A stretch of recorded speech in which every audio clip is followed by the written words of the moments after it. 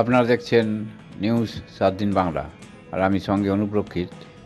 আমরা সবসময় মানুষের কথাই বলি।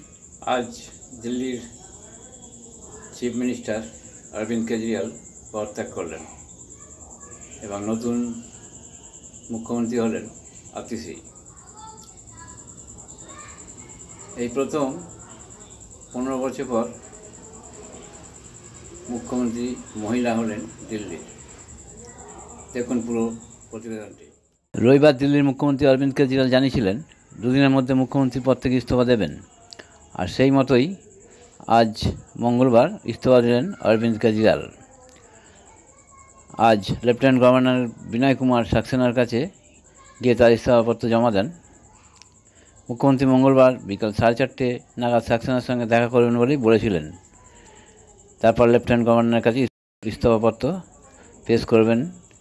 সোমবার বিকেলে দলের পরবর্তী পদক্ষেপ ও ভবিষ্যৎ কর্মপন্থা ঠিক করতে বৈঠকে বসেন আপের পলিটিক্যাল অ্যাফেয়ার্স কমিটি। তার আগে মনীষ সিসোদিয়া, রাঘব চাড্ডা মতো দলের শীর্ষ নেতারা কেজরিওয়ালের বাড়িতে বৈঠক করেন।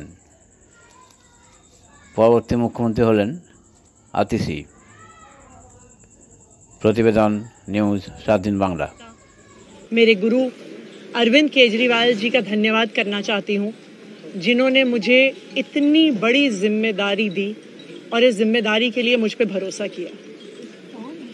ये सिर्फ आम आदमी पार्टी में हो सकता है, अरविंद केजरीवाल जी के नेतृत्व में हो सकता है कि एक फर्स्ट टाइम पॉलिटिशियन एक राज्य की मुख्यमंत्री बने।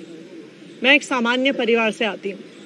शायद किसी और पार्टी में होती तो चुनाव की टिकट भी नहीं मिलती, लेकिन अरविंद केजरीवाल जी ने मुझ पे भरोसा किया, मुझे विधायक बनाया, मुझे मंत्री बनाया और आज मुख्यमंत्री बनने की जिम्मेदारी दी है।